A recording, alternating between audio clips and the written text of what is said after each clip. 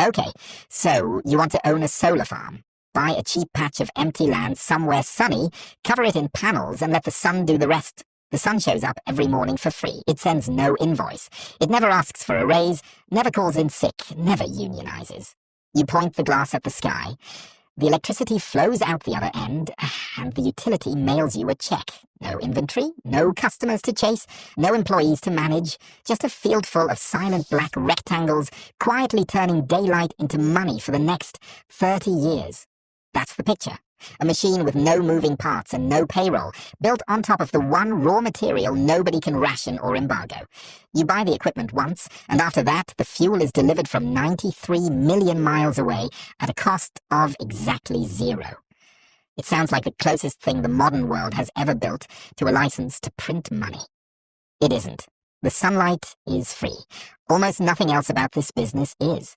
And the gap between free fuel and free money is where most of the people who get excited about solar farms quietly lose their shirts. Let's start with what you think you're buying, because it is not what you're actually buying. You think you're buying an energy business. You're not. You're buying a financial contract wrapped around a field, and the field is the least important part of the deal. Let's start with the first question. What does it actually cost to build one of these things? Utility-scale solar has gotten dramatically cheaper over the last decade, and that's the number everyone quotes at you. The panels themselves are almost a commodity now, but the panels are maybe a third of the build. Let's say you want a modest 5 megawatt solar farm, the kind that can power a couple thousand homes on a bright afternoon. At current costs, you're looking at roughly $1 per watt to build, all in.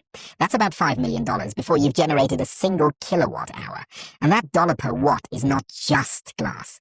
It's the racking that tilts the panels toward the sun. It's the inverters that turn the direct current from the panels into the alternating current the grid actually uses. It's the trenching, the wiring, the transformer, the fencing, the access road, the engineering studies, the permits, the environmental reviews, and the lawyers who assemble all of it into something a bank will lend against. The panels are the cheap part. The system around the panels is where the money goes. And notice, what isn't the big number here? The land. A 5 megawatt farm needs somewhere around 30 to 40 acres, and in the rural areas where these things get built, farmland like that might run a few $1,000s an acre to buy, or a few $100s an acre a year to lease. Call it a couple $100,000 to own the dirt outright, or $15,000 to $30,000 a year to rent it. On a $5 million project, the land is almost a rounding error. That's the first clue. You're not really in the real estate business. The dirt is cheap. The machine bolted to it and the paperwork wrapped around it is where every dollar actually lives. Now, you're probably not paying $5 million in cash. Almost nobody does. Let's say you put down 20 to 30% and finance the rest, the way most of these projects get built. So, you're wiring in maybe $1.5 million of your own money and borrowing $3.5 million against the future output of the farm. The moment you do that, the sunlight stops being free in any way that matters, because now the sun has to show up in large enough quantities on a reliable enough schedule to cover a loan payment every single month, whether the sky cooperates or not. Here's where it gets interesting, because the biggest obstacle to owning a solar farm has nothing to do with the sun, the land, or the panels.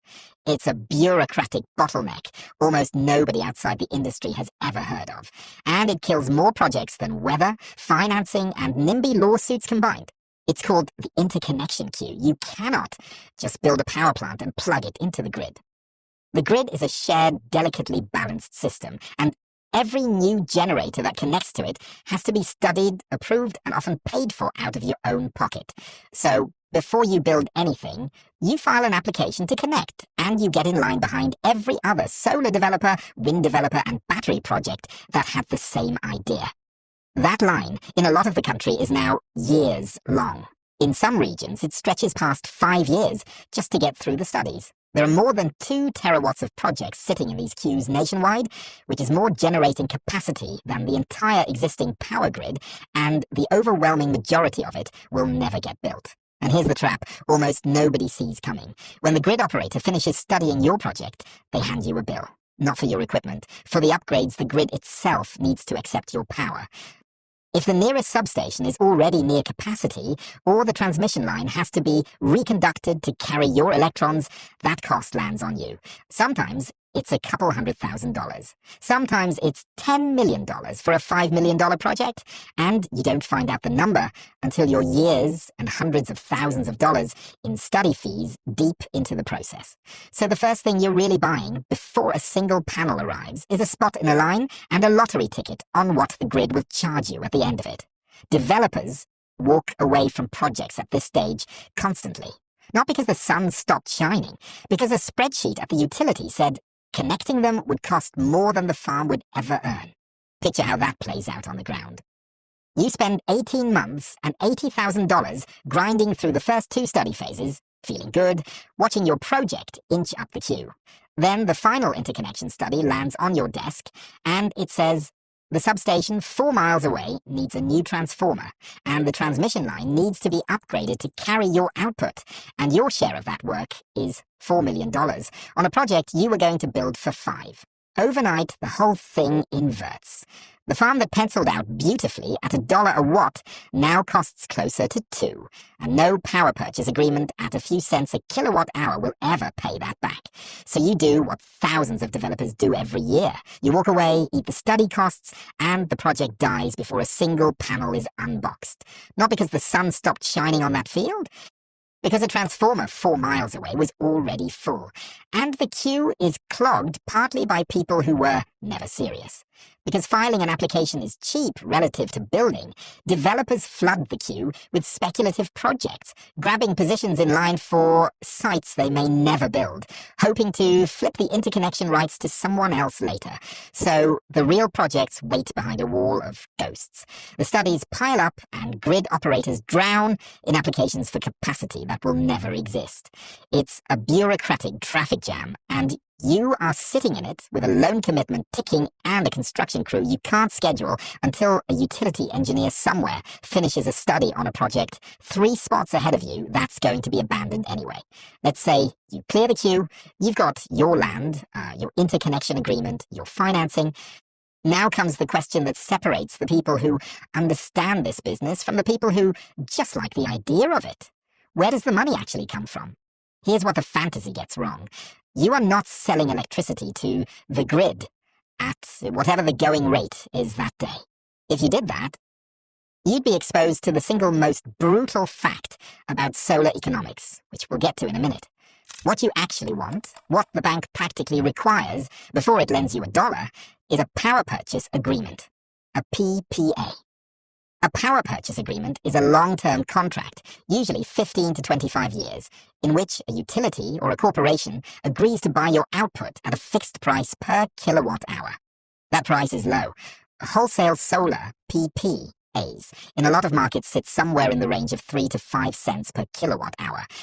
Not the 15 or 20 cents you pay on your home electric bill. A fraction of it, because you're selling raw wholesale power at the factory gate, not retail power at the wall socket. That contract is the business. Read that again because it's the whole game. The panels convert sunlight. The contract converts sunlight into a bankable, predictable, 20-year stream of payments that a lender will accept as collateral. Without the PPA, you own a field of glass that produces an unpredictable commodity at unpredictable prices. With the PPA, you own an annuity. The sunlight is the raw material, the signed contract is the actual asset, and it's worth more than everything else on the site combined.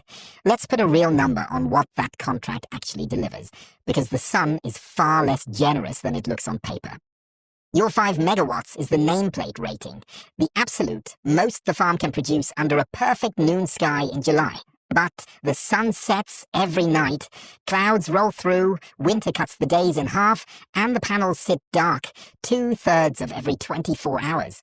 The way engineers capture all of that is a single figure called the capacity factor, and for solar in a decent location, it runs around 20 to 25%, which means your 5 megawatt farm, averaged across a full year, produces as if it were a 1.25 megawatt plant running around the clock. Do the arithmetic. 5,000 kilowatts times the roughly 8,700 hours in a year times a capacity factor of around 22%, and you land near 10 million kilowatt hours of electricity a year. Sell that at 4 cents under your PPA, and your entire annual revenue comes to roughly $400,000. That's the top line. That's everything the machine earns in a year, out of $5 million of equipment sitting on 30 acres of ground. Now watch how fast it gets spent. Now, here's the other side of the ledger. You've got revenue locked in at 3 to 5 cents. What does it cost to keep the farm running so you can collect it? People assume a solar farm has no operating costs because it has no fuel and no staff. It has both costs, just quieter ones. You've got operations and maintenance contracts.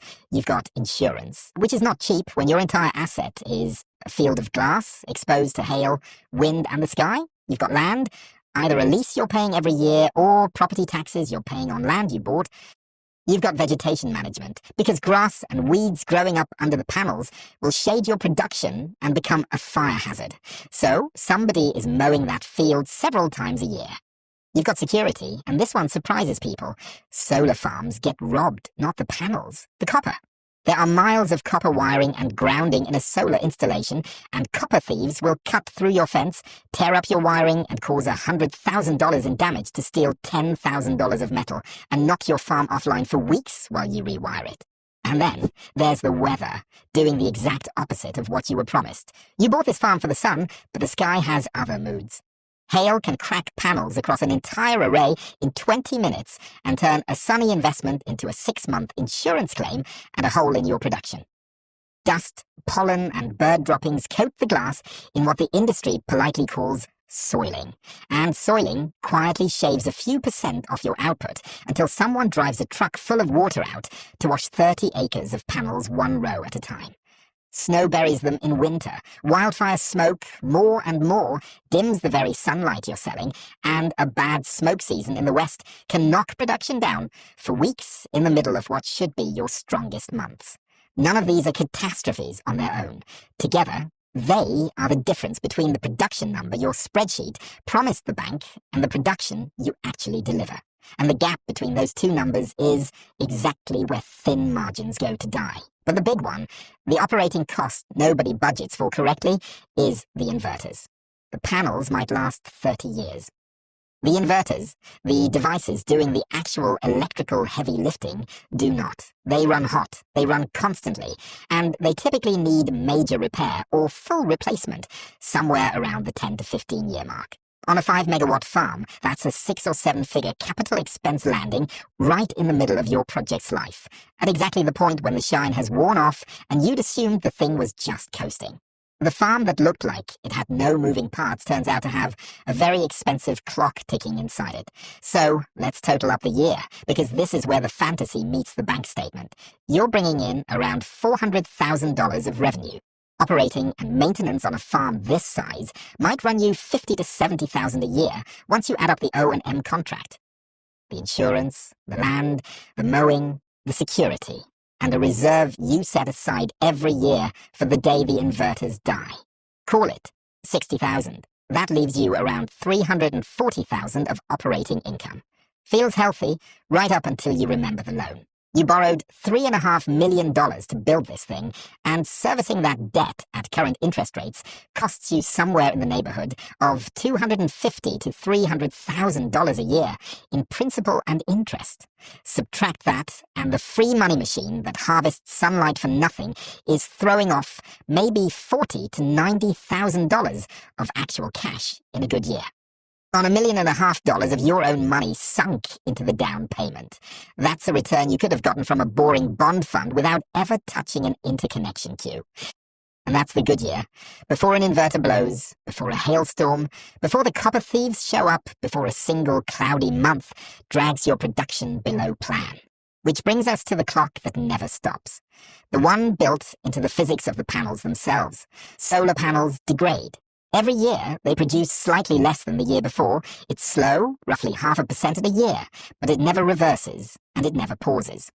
A panel that produces 100 units of power in year 1 produces around 85 to 88 by year 25. The sun didn't get dimmer, your machine got tired, and here is where that degradation curve collides with the contract you were so happy to sign because your PPA locked your price for 20 years, but it did not lock your output. Every year you produce a little less and get paid the same rate for it, while inflation quietly eats the real value of that fixed payment from the other direction. You're squeezed from both ends. The panels give you less, and the dollars you're paid are worth less. The contract that made the farm bankable is also slowly strangling it, 0.5% at a time. So far, the solar farm sounds like a machine that prints money. It doesn't. It prints a slowly shrinking amount of money against a fixed loan on equipment that ages on a schedule, selling into the one market condition that should terrify anyone who owns panels. Here's that condition. It's the reason the PPA matters so much, and it's the thing that makes merchant solar, without a fixed contract, a genuinely dangerous game. Every solar farm in a region produces at the same time. The sun comes up, and all of them turn on at once. It's high noon, everybody's panels are flooding the grid with power simultaneously, and supply massively overshoots demand. And when supply overshoots demand in a power market, the price doesn't just drop. It can go to zero. It can go negative. In heavily solar-saturated markets like California, there are now hundreds of hours a year where wholesale electricity prices at midday fall below zero, meaning the grid is effectively charging generators to keep producing. The sunniest, most productive hours of your farm's day are becoming the least valuable hours to sell into. Your machine works hardest at the exact moment its product is worth the least. There's a name for the shape this makes on a chart. They call it the duck curve because demand dips in the middle of the day when solar floods in and spikes in the evening when the sun sets and everyone comes home. You produce a mountain of power at noon that nobody needs and produce nothing at 7 p.m. when the grid is screaming for it. And so the grid operator does something that feels almost insulting after everything you spent to get here. They tell you to turn off. It's called curtailment. The grid is oversupplied, so they order your fully functional, fully paid-for solar farm to stop producing. And depending on your contract, you may get paid nothing for that lost power. You built a machine to harvest sunlight, and on the brightest days of the year, they tell you to stop harvesting it. And this problem is getting worse every year, not better, which matters enormously for the back half of your farm's life. Your PPA protects you for 20 years, paying you that fixed 4 cents, no matter what the midday market does. But your panels are built to run for 30. When that contract expires, you get dumped out into the open market as a merchant seller, competing at noon against a decade's worth of newer, cheaper solar farms that got built after yours, all of them flooding the same hours with the same power. Whatever price you'll get for those last 10 years is anyone's guess, and every trend line points down. The most honest way to describe a solar farm is that you have 20 contracted years of visibility and a decade of pure hope stapled onto the end of it. So, if the sunlight is free but the money is this hard to hold on to, how does anyone actually make a fortune in solar? Because they do. Fortunes get made in this industry constantly, just not the way you'd think. The real money in a solar farm is almost never in the electricity. It's in 3 things that have nothing to do with photons hitting glass. It's in the tax code, the depreciation schedule, and the sale of the project itself. Start with the tax code. A huge share of a solar project's value comes from the federal investment tax credit, which can cover roughly 30% of the entire cost of the build as a direct credit against taxes owed. On your $5 million farm, that's around $1.5 million in value that arrives not from selling power, but from building the thing in the first place. Then there's depreciation. The tax system lets you write off the value of the equipment on a wildly accelerated schedule, front-loading enormous paper losses in the early years that shelter income, sometimes income from entirely unrelated businesses. This is why so many solar farms are owned not by energy companies, but by banks, insurance firms, and wealthy individuals with large tax bills they'd very much like to make smaller. They're not buying sunlight, they're buying a tax shield that happens to sit in a field, and the scale of that shield is easy to underestimate. Between the 30% investment tax credit and the accelerated depreciation stacked on top of it, an investor in a high tax bracket can recover a large fraction of their entire investment through tax benefits alone within the first several years, long before the electricity revenue has done much of anything at all. For someone staring down a 7-figure tax bill, a solar farm isn't primarily a power plant. It's the most productive thing they can possibly do with money they were going to hand to the government anyway. The sunlight is almost a bonus. The real yield gets printed in the tax code, and it arrives whether the sun has a good year or not. And then there's the exit. Here's the thing nobody explains to you about how this industry really works.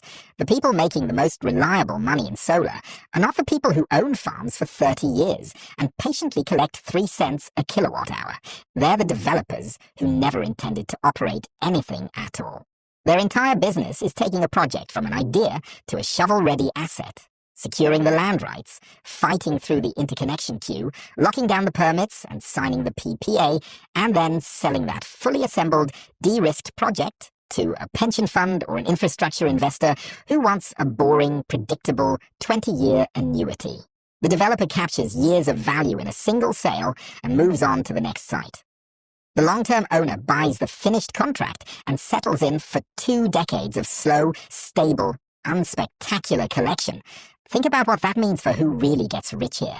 The developer might spend 2 years and a few $100,000 turning raw land and a queue position into a permitted, contracted, shovel-ready project, and then sell that project for a margin that can run into the millions. 2 years of legal and financial assembly cashed out in a single closing. Meanwhile, the pension fund that buys it will spend the next 20 years collecting the same thin $40,000 to $90,000 annual trickle we worked out earlier, and it will be thrilled to have it, because a boring, predictable yield backed by a 20-year contract is exactly what a pension fund is built to want. Same asset, 2 completely different businesses. One is a high-margin sprint through paperwork and permits. The other is a low-margin marathon of patient collection. The field of panels is identical in both cases. The money could not be more different. The money, in other words, is in the permit and the contract, not the panels. The hard part, the valuable part, is assembling the legal and financial structure that makes a field of glass into a bankable asset. The sunlight was always going to show up. Getting permission to sell it and building a contract sturdy enough to borrow against is the actual work and the actual product, which is also how these farms really die, and it's almost never the way you'd fear. The panels rarely fail. The sun keeps coming up. What kills a solar farm is a signature. It's the off-taker, the utility or corporation on the other end of your 20-year PPA going bankrupt or renegotiating, and suddenly the annuity you borrowed $5 million against is worth a fraction of what the bank assumed. It's the interconnection upgrade bill coming in 3 times the estimate and vaporizing the project before construction ever starts. It's the market getting so saturated with midday solar that the merchant price you were counting on for the years after your contract expires simply evaporates. The failure is never mechanical. It's always financial. The machine keeps working perfectly right up until the contract underneath it stops. So let's go back to that field full of silent black panels, quietly turning free sunlight into money. Everything in that picture is true. The sun really is free. The fuel really does arrive every morning at no cost. The panels really do sit there for 30 years with almost no moving parts. The romance of clean, passive, infinite energy is real, and anyone who tells you solar doesn't work is wrong. But the economics of that field have almost nothing to do with the sun. They live in an interconnection queue that can take 5 years, a bill from the grid you can't predict, a contract that fixes your price while your output fades, a market that pays you the least at the exact hour you produce the most, and a tax code that quietly generates more reliable value than the electricity ever will. The sunlight is the easy, romantic, free part. The contract is the hard, unglamorous, expensive part. And both of those things are equally true at the same time. If you do decide to build one, understand that you're buying 2 businesses stacked on top of each other. One is an energy business, and the sun runs that one for free. The other is a business of contracts, tax credits, and grid politics, and that one runs on lawyers, accountants, and patience, and it never sleeps. The people who lose money in solar fall in love with the first business and ignore the second.